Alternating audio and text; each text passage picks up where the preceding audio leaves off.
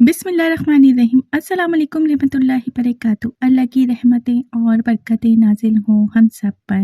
محترم ناظرین، آج ہم بات کریں گے چونکہ سوشل میڈیا کے ذریعے سعودی گورنمنٹ سے ڈیمانڈ کی جا رہی ہے لات منات اور عزی کے بتوں کو واپس لایا جائے، کیا سعودی گورنمنٹ قیامت کی نشانی جلد پوری کر دے گی؟ ویڈیو کو اسکپ کیے بغیر اینڈ تک ضرور دیکھیے۔ چینل پہ نئے ہیں تو چینل کو سبسکرائب کر دیجیے۔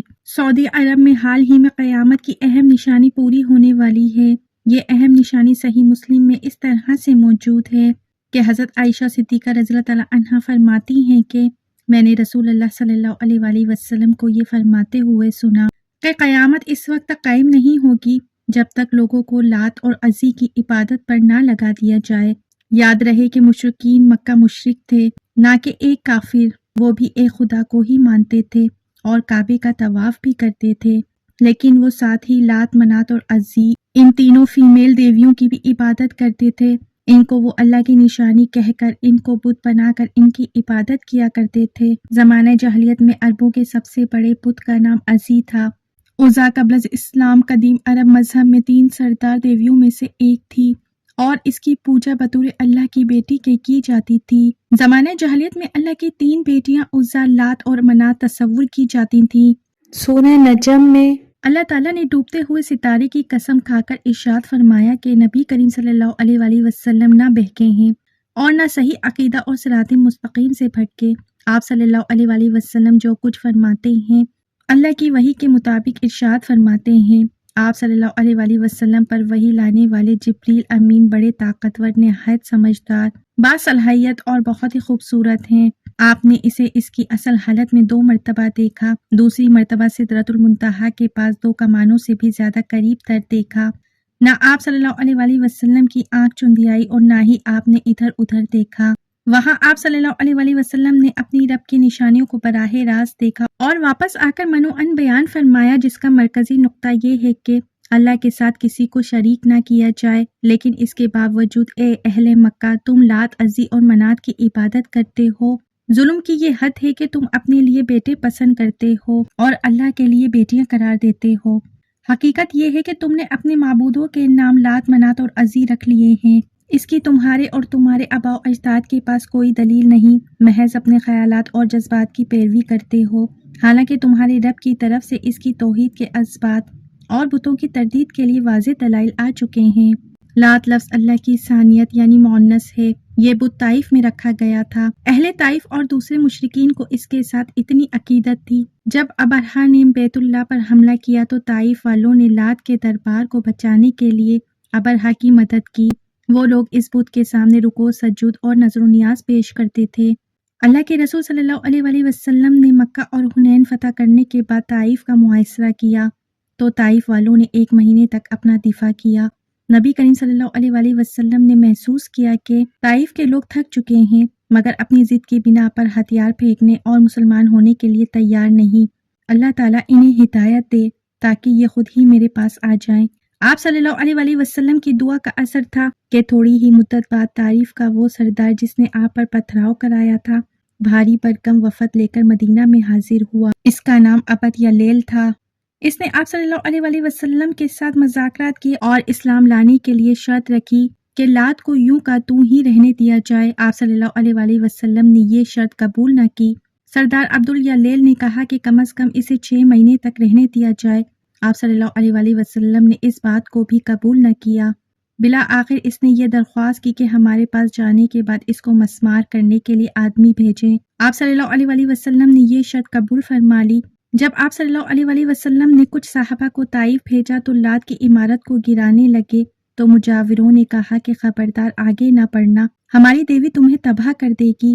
صحابہ رضی اللہ تعالیٰ عنہ نے انہیں بنیادوں سے اکھاڑ پھینکا، تب جا کر لوگوں کو یقین ہوا کہ بت نہ کچھ بگاڑ سکتے ہیں اور نہ کچھ سنوار سکتے ہیں۔ قرآن میں لفظ لات کی تشدید کے ساتھ ہے، یعنی گھومنے والا۔ اسے لات اس معنی میں اس لیے کہتے ہیں کہ یہ ایک نیک شخص تھا، موسم حج میں حاجیوں کو ستو گھول گھول کر پلاتا تھا۔ اس کے انتقال کے بعد لوگوں نے اس کی قبر پر نذرانے چڑھانے شروع کر دیے، رفتہ رفتہ اس کی عبادت کرنے لگے۔ عرب کے لوگ گمراہ ضرور تھے لیکن بہت زیادہ ذہین اور سمجھدار تھے۔ تمام تر وحشیانہ پن اور خون ریزی کی فطرت کے باوجود بہت ہی زیرک اور منطقی انداز فکر رکھتے تھے۔ یہ لوگ بت پرستی کی جانب کیوں کر راغب ہوئے، یہ ایک سوچنے والی بات ہے۔ آپ لوگ جانتے ہیں کہ لات، منات اور عزا کے یہ تینوں بت خانہ کعبہ میں رکھے ہوئے تھے، جن کو فتح مکہ کے دور میں نبی کریم صلی اللہ علیہ وآلہ وسلم نے توڑ کر خانہ کعبہ سے باہر پھینکوا دیا تھا۔ لات، منات، عزا کے یہ تینوں بت خانہ کعبہ میں باقی بتوں کے ساتھ موجود تھے، لیکن آپ کو تاریخ کی ایک نئی بات بتاتی ہوں جس پر مسلمان غور کرنے کی بجائے آگے نکل جاتے ہیں۔ یہ بت جو خانہ کعبہ میں نصب تھے، ان کو آپ علامتی یا ڈمی بھی کہہ سکتے ہیں۔ اصل بت جن کے مندر بنے ہوئے تھے اور ان مندروں میں ان بتوں کی پوجا کی جاتی تھی، وہ عرب کے مختلف علاقوں میں موجود تھے۔ جن بستیوں میں ان بتوں کے مندر بنے ہوئے تھے، ان بستیوں کے ارد گرد کے رہنے والے عرب یہاں مندروں میں آ کر ان بتوں کی عبادت کیا کرتے تھے، ان پر چڑھاوے چڑھائے جاتے تھے، یہاں تک کہ ان بتوں کے سامنے جانوروں کی قربانیوں کی منتیں پوری کی جاتی تھیں۔ ان کے سامنے قربان گاہیں بنی ہوتی جہاں جانوروں کو لا کر ذبح کیا جاتا۔ حیرت انگیز بات یہ تھی کہ ان بتوں کو ماننے والوں کی تعداد میں دن بدن اضافہ ہی ہوتا چلا جاتا۔ یہ بہت حیران کن بات تھی کہ اس قدر ذہین عرب ان بے جان بتوں کی عبادت میں کیسے لگے ہوئے تھے۔ ان بتوں میں ایسا کیا تھا کہ ان کو پوجنے والوں کی تعداد میں کمی کی بجائے اضافہ ہی ہوتا چلا جا رہا تھا؟ یہ بت ان عربوں کو ایسا کیا دکھاتے تھے کہ یہ عرب ان کی عبادت کرنے پر مجبور تھے؟ لات، منات اور عزا یہ تینوں دیویاں تھیں۔ ان کے بارے میں مشہور ہے کہ یہ اللہ کی بیٹیاں ہیں، استغفر اللہ۔ عربوں کے ہاں یہ بات بہت مشہور تھی، اس لیے ان کو اللہ کی بیٹیاں قرار دے کر ان کی عبادت کی جاتی تھی۔ یہ تینوں زنانہ بت پورے عرب میں سب سے زیادہ مشہور تھے۔ ان بتوں کے ساتھ 3 شیطانی چڑیلیں منسلک تھیں۔ لفظ چڑیل اس لیے استعمال کیا گیا ہے تاکہ آپ کو آسانی سے سمجھ آ جائے۔ دراصل یہ شیطان کی نسوانی صفت تھی، یعنی مؤنث شیاطین تھیں۔ یہ بتوں میں گھس جایا کرتی اور اپنے سامنے سجدہ کرنے والوں کو مخاطب کر کے ان سے باتیں کیا کرتی تھی۔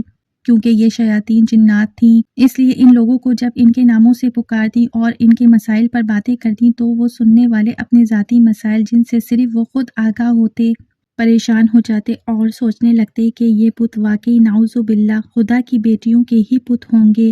ان بتوں کی دیکھ بھال اور لوگوں کو ان کی عبادت کے طریقے سکھانے کے لیے مندروں میں پجاری ہوا کرتے تھے جو لوگوں کو گمراہ کرتے اور اس کے بدلے بتوں پر چڑھاوے کی اشیاء سمیٹتے۔ اس طرح گمراہی کا یہ کھیل جاری و ساری تھا۔ لات، منات اور عزا کو سب سے زیادہ مانا جاتا تھا، لیکن ان تینوں میں سے بھی سب سے زیادہ جسے بلند مقام حاصل تھا اس کا نام عزا تھا۔ تمام دوسرے بتوں سے زیادہ اس کی عزت و تکریم کی جاتی۔ لفظ عزا عزت سے نکلا ہے، جس کے معنی سب سے زیادہ قابل عزت کے ہیں۔ عزا کا یہ بت خراس نامی ایک بستی میں واقع تھا۔ یہ بستی وادی نخلا میں سوکھے اکاز کے قریب واقع تھی۔ یہ وہی مقام ہے جس کی قریب جنات کی ایک جماعت نے نبی کریم صلی اللہ علیہ وآلہ وسلم سے ملاقات کی اور آپ نے ان کو دعوت اسلام دے کر مسلمان کر لیا تھا۔ عزا کے بت کا ایک شاندار مندر بنایا گیا تھا۔ اس مندر میں دوبیا ایسونی نامی ایک پجاری عزا کے بت کی دیکھ بھال اور خدمت کرتا تھا۔ مندر کے سامنے تھوڑے فاصلے پر جھاؤ کے 3 درخت تھے۔ اردو میں اس درخت کو جھاؤ کہا جاتا ہے، جبکہ ہندی میں تمرس اور عربی میں اصل کہتے ہیں۔ یہ ایک خودرو صحرائی پودا ہوتا ہے، اجاڑ اور بیابان صحراؤں میں ہی پیدا ہوتا ہے۔ اس کے پتے انتہائی کسیلے اور کڑوے ہوتے ہیں۔ جھاؤ کے ان درختوں پر عزا کا بسیرا تھا۔ اس بارے میں کسی کو علم نہیں تھا کہ وہ عزا بت جس کی پوجا کی جاتی ہے یہ ایک شیطانی طاقت ہے جو ان درختوں پر رہتی تھی جو اس کے مندر کے قریب تھے۔ جب کبھی لوگ اس کی پوجا اور چڑھاووں اور منتوں کے لیے آتے تو وہ مندر کے بت میں داخل ہو کر بولتی تھی، لوگوں کے مسئلے اپنی شیطانی قوتوں سے حل کرتی تھی اور ان کو بھٹکاتی تھی۔ اس کا آقا شیطان اس کی اس کارکردگی پر بہت خوش ہوتا تھا۔ جب فتح مکہ حاصل کر لیا گیا تو کچھ دنوں بعد بتوں کی شامت آ گئی۔ خانہ کعبہ میں رکھے ہوئے بت توڑے جانے لگے اور اصل سچے رب کا نور چمکنے لگا۔ خانہ کعبہ سے بتوں کو ہٹانے کے بعد مختلف دیہاتیوں بستیوں میں بنے مندروں کے بتوں کی باری آ گئی۔ چھوٹے موٹے بتوں کو تباہ کرنے کے بعد عزا کی باری آ گئی۔ 25 رمضان المبارک کو نبی کریم صلی اللہ علیہ وآلہ وسلم نے خالد بن ولید کو طلب فرمایا۔ انسانی تاریخ کے سب سے قابل ترین جنرل خالد بن ولید کو عزا کی تباہی کا مشن سونپا گیا۔ آپ صلی اللہ علیہ وآلہ وسلم نے خالد بن ولید کو حکم دیا کہ وہ عزا کے مندر کے قریب 3 جھاؤ کے درختوں میں سے ایک کو جا کر کاٹ دیں۔ آپ رضی اللہ تعالیٰ عنہ بارگاہ رسالہ صلی اللہ علیہ وآلہ وسلم سے حکم پا کر خراز بستی میں پہنچے، مندر کو تلاش کیا اور اس کے قریب واقع جھاؤ کے درختوں میں سے ایک کو کاٹ ڈالا اور واپس آ گئے۔ جب آپ صلی اللہ علیہ وسلم کی خدمت میں حاضر ہوئے اور درخت کاٹنے کا حل بتایا تو اس پر آپ صلی اللہ علیہ وسلم نے پوچھا، اے خالد بن ولید، جب آپ درخت کاٹ رہے تھے تو اس دوران کوئی واقعہ پیش آیا؟ حضرت خالد بن ولید بولے، یا رسول اللہ صلی اللہ علیہ وسلم، میں نے کوئی بھی واقعہ رونما ہوتے ہوئے نہیں دیکھا۔ اس پر آپ صلی اللہ علیہ وسلم نے دوبارہ حضرت خالد کو حکم دیا کہ آپ دوسرا درخت بھی کاٹ دیں۔ ایک بار پھر خالد بن ولید وہاں پہنچے اور درخت کاٹنے کے بعد آقا صلی اللہ علیہ وسلم کی خدمت میں درخت کاٹنے کا احوال بیان کیا۔ آپ صلی اللہ علیہ وسلم نے ایک بار پھر خالد سے پوچھا کہ اے خالد، اس بار جب آپ درخت کاٹ رہے تھے تو اس بار کوئی واقعہ پیش آیا؟ حضرت خالد بن ولید نے کہا، یا رسول اللہ صلی اللہ علیہ وسلم، اس بار بھی کوئی غیر معمولی واقعہ پیش نہیں آیا۔ آپ صلی اللہ علیہ وسلم نے ایک بار پھر حضرت خالد بن ولید کو تیسرے درخت کو کاٹنے کا حکم دے کر بھیجا۔ تیسری بار جب حضرت خالد بن ولید تیسرے درخت کے قریب اسے کاٹنے کی نیت سے پہنچے تو اچانک عزا نامی چڑیل آپ رضی اللہ عنہ کے سامنے ظاہر ہو گئی۔ وہ ایک بری صورت ننگی بڑھیا کے روپ میں تھی اور شعلے برساتی آنکھوں سے حضرت خالد کو گھورنے لگی۔ اچانک مندر کا پجاری بلند آواز سے پکار کر بولا، عزا خالد کو قتل کر دے، اگر تو نے خالد کو قتل نہ کیا تو آج تو ذلیل و رسوا ہو جائے گی۔ عزا حضرت خالد کی جانب بڑھی، آپ رضی اللہ عنہ نے تلوار نکالی اور اللہ کریم کا نام لے کر عزا پر حملہ کر دیا۔ پہلے ہی وار میں عزا کا سر تن سے جدا ہو گیا۔ اس کے زمین پر گرتے ہی اس کا جسم دھڑ دھڑ چلنے لگا۔ تھوڑی دیر بعد آپ رضی اللہ عنہ کے سامنے کوئلے کا ایک ڈھیر پڑا ہوا تھا۔ حضرت خالد نے اسے قتل کرنے کے بعد اس کے بت کے بھی ٹکڑے ٹکڑے کر دیے، پھر اس کے بعد مندر کے پجاری کو بھی قتل کر کے واپس روانہ ہوئے۔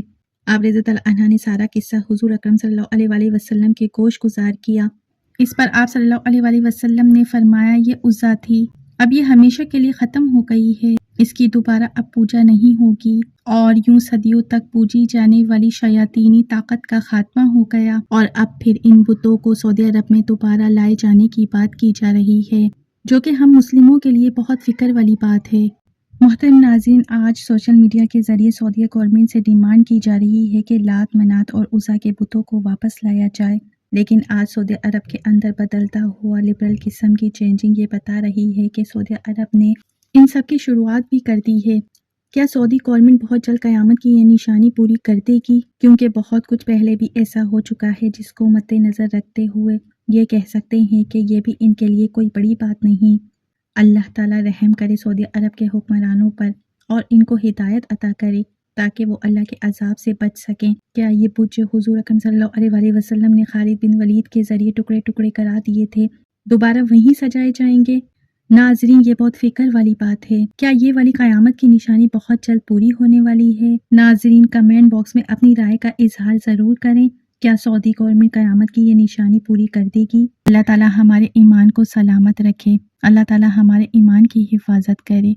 ناظرین، ویڈیو اچھی لگی ہے تو لائک، شیئر، کمنٹ ضرور کریں، سبسکرائب کرنا نہ بھولیں، بیل آئیکن پہ ضرور کلک کریں تاکہ میں آئندہ بھی آپ کے لیے ایسی معلوماتی ویڈیوز بناتی رہوں۔ اپنا بہت سا خیال رکھیے۔ زندگی رہی تو پھر ملیں گے معلوماتی ویڈیو کے ساتھ۔ اللہ حافظ۔